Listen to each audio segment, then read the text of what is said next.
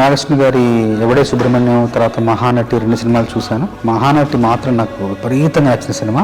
నాయుడు గారు కాల్ చేసి రమ్మన్నారు, వెళ్ళాను. వెళ్ళిన తర్వాత సందర్భం చెప్పడానికి ముందు నాకు ఆ కథా గమనాన్ని కాసేపు మాట్లాడి చెప్పిన తర్వాత వివరంగా చెప్పి చూపించారు, కొన్ని దృశ్యాలు చూపించారు.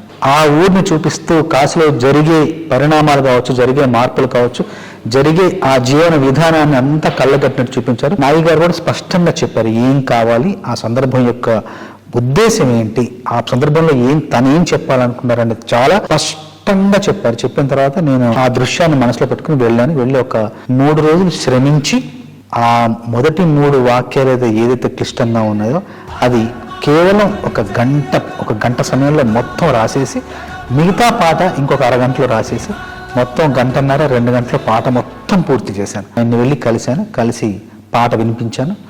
ఒక్క మాట కూడా ఆయన సవరణ లేకుండా, కరెక్షన్ లేకుండా పాట మొత్తం బిగిన చాలా బాగుందని చెప్పారు. పల్లవి రాసిన తర్వాత చరణాల్లో అవతార స్పృహ, అవతార స్పర్శ కొంచెంగా ఇస్తూ కలియుగానికి కలి యొక్క అవతారం ఎలా అయితే జనించిందో అక్కడికి వేగంగా రావాలనే ఉద్దేశంతో ముందు మాటలు మీనమై